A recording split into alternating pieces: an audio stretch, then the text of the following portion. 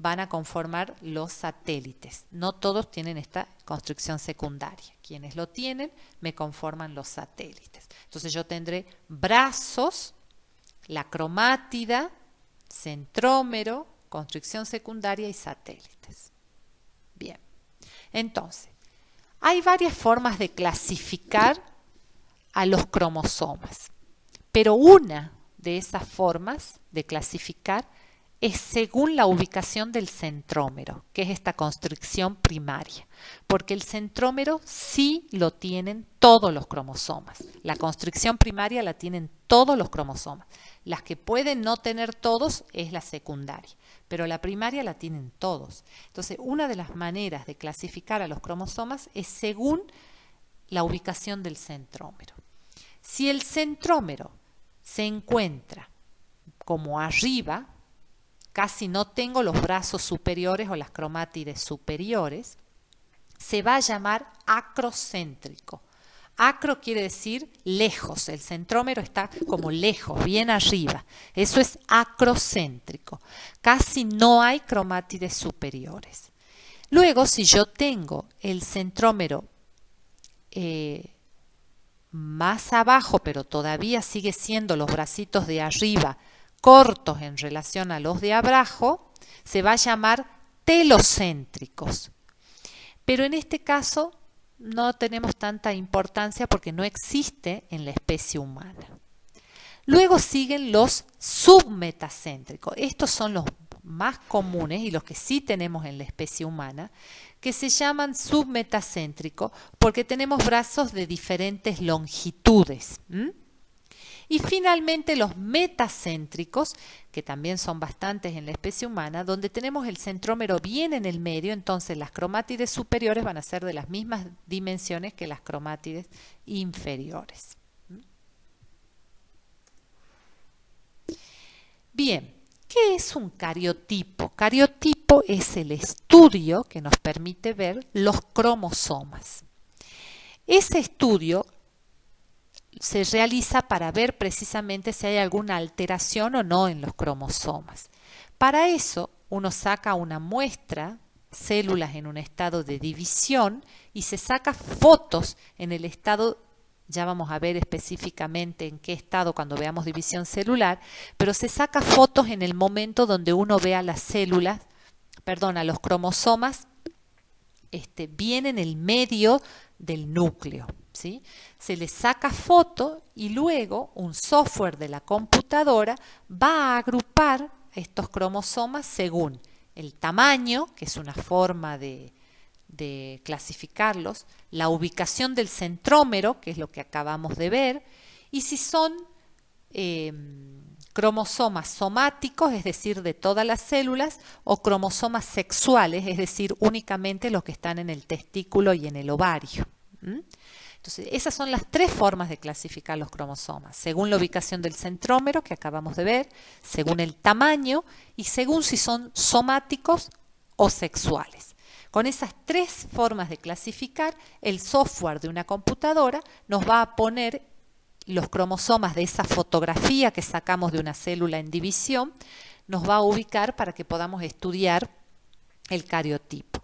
Uno le puede dar coloración, o lo puede ver directamente con esta técnica que se llama de bandeo, donde ustedes van a ver como negritos, blancos y grises, para ver si están bien o no las estructuras de los cromosomas. Este es un ejemplo de cariotipo normal masculino. ¿Cómo sé que es masculino? Porque el par sexual es un XY, es decir, un cromosoma más largo y otro más cortito, que es el Y. Y el XY indica que es varón. Por eso les decía, todos estos otros son los pares somáticos. Este último es el par sexual. Por otro lado, acá tengo los de mayor tamaño, tamaños intermedios y los más pequeños, y por otro lado voy a tener los metacéntricos, los submetacéntricos, en fin, los acrocéntricos. Y aquí tengo lo mismo, un cariotipo normal, pero es femenino. ¿Y cómo sé? Porque el par sexual, los dos son X. XX indica que es mujer.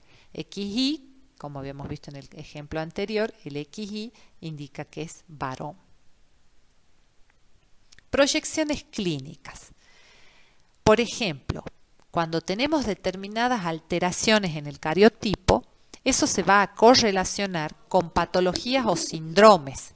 Entonces aquí tenemos el síndrome de Turner, que afecta a las mujeres con un solo cromosoma X, es decir, hubo una alteración durante su formación donde uno de los cromosomas no está presente, quedó solamente una X.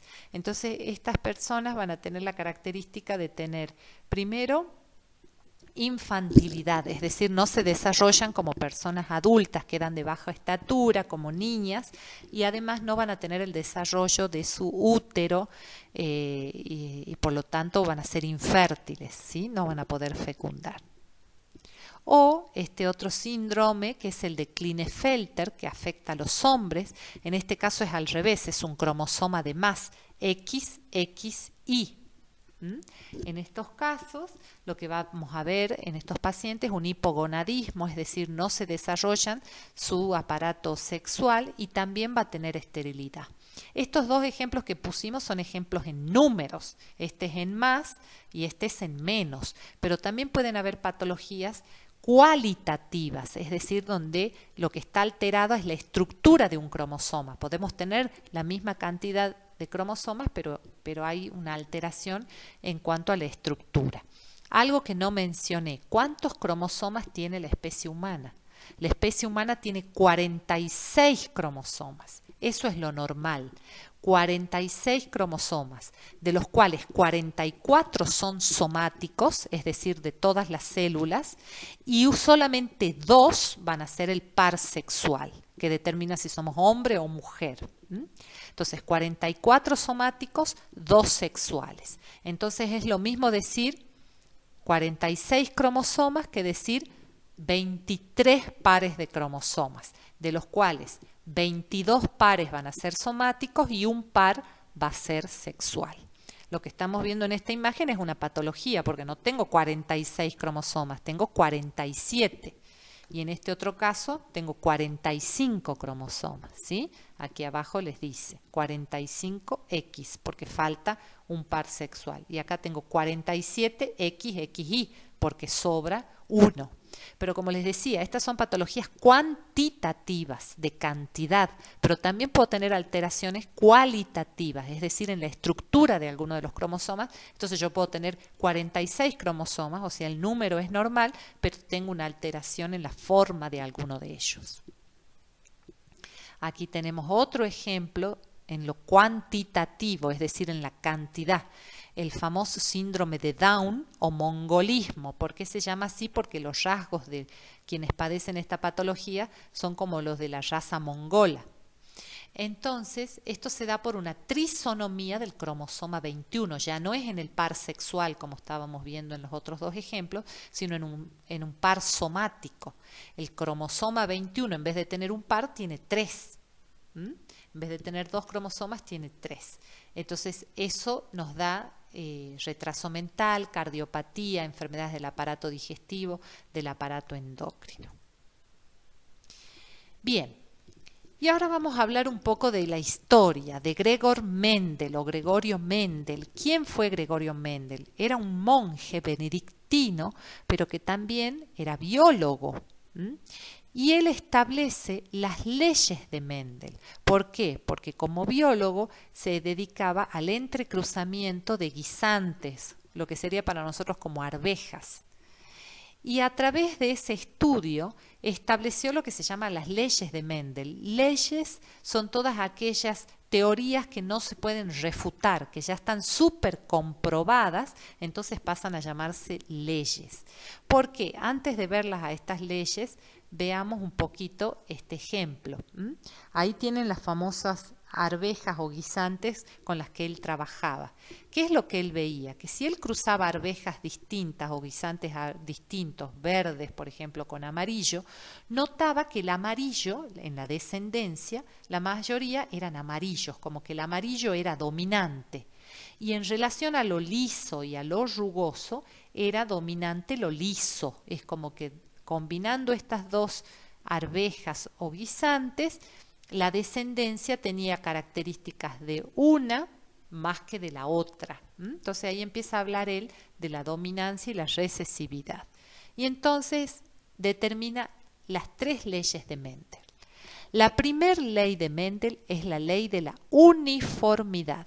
¿Y qué dice esta ley? Que de la cruza de 2 homocigotas, ¿qué quiere decir homocigotas? Que los alelos, ¿se acuerdan lo que eran los alelos? Mismo gen, mismo lugar, en el mismo cromosoma, pero de cromosomas homólogos de cada progenitor. Lo que les dice que 2 homocigotas, ¿qué quiere decir? Que ambos progenitores tienen que tener el mismo gen. Por ejemplo, color de ojos. Ambos tienen que ser de información de ojos celestes. Los 2 son homocigotas porque tienen la misma información. O ambos son de ojos oscuros, ambos progenitores. Por ahí con los ojos oscuros es un ejemplo un poco más complejo porque a veces puede ser ojos oscuros, pero genéticamente ser heterocigota. Entonces por ahí prefiero que dejemos el ejemplo de los ojos claros. Para hacer ojos claros, como son, el ojo claro es un carácter recesivo, sí o sí tiene que tener del otro lado ese mismo carácter para que se pueda expresar. Entonces supongamos homocigotas porque tienen la misma información genética. Los 2 son de ojos claros, tanto el papá como la mamá. Los descendientes de la primera generación, ¿qué van a ser? Todos iguales, todos van a ser de ojos claros. ¿Por qué? Porque sus padres son homocigotas. Ahora, la segunda ley dice la de la segregación o separación de los caracteres. ¿Y cómo es esto? Un alelo por cada progenitor. Es decir, ¿qué pasa si hay una combinación ahora donde uno es ojos oscuros y el otro es ojos claros? Entonces uno va a ser dominante y otro va a ser recesivo. Lo que va a pasar es que cuando se combinen estos 2 progenitores, los genes de estos 2 progenitores, ahí sí yo puedo tener algunos que sean de ojos claros y otros que van a ser de ojos oscuros, porque son de distinta información genética. A eso se le llama heterocigota. Entonces, homocigota, misma información genética. Y de 2 homocigotas, todos los descendientes de la primera generación van a ser iguales. Eso dice la primera ley. La segunda ley de la segregación o separación de los caracteres dice que ya no van a ser todos iguales. Ya va a depender de quién sea dominante y quién sea recesivo.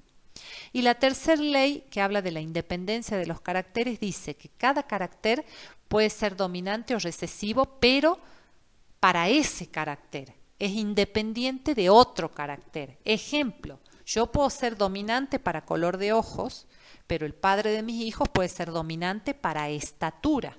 No es que yo voy a ser dominante para todo o él dominante para todo. Para cada carácter vamos a tener independencia de dominancia y recesividad.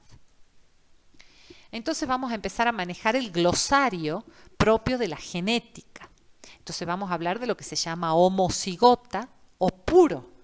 Acabamos de decir, homocigota es aquel que en su información genética tiene la misma información, un progenitor en relación al otro progenitor. Eso es homocigota. Heterocigota o híbrido es aquel que tiene diferente información genética de cada progenitor.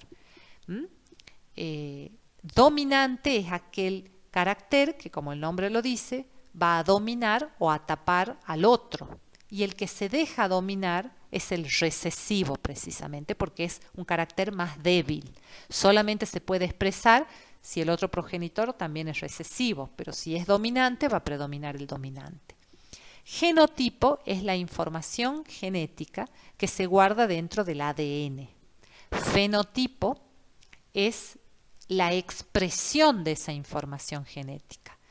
Y en ese fenotipo depende mucho lo dominante. Es decir, yo genotípicamente puedo tener un gen color ojos oscuros de mi mamá y un gen color ojos claros de mi papá. Entonces yo genéticamente soy una heterocigota o híbrida, porque tengo una información de mi mamá y una información de mi papá diferente. Ahora, ¿cómo me voy a expresar? ¿Qué color de ojos voy a tener? Eso se llama fenotipo. ¿Cómo se expresa mi genotipo? en este caso ojos oscuros. ¿Por qué? Porque el color oscuro es dominante sobre el color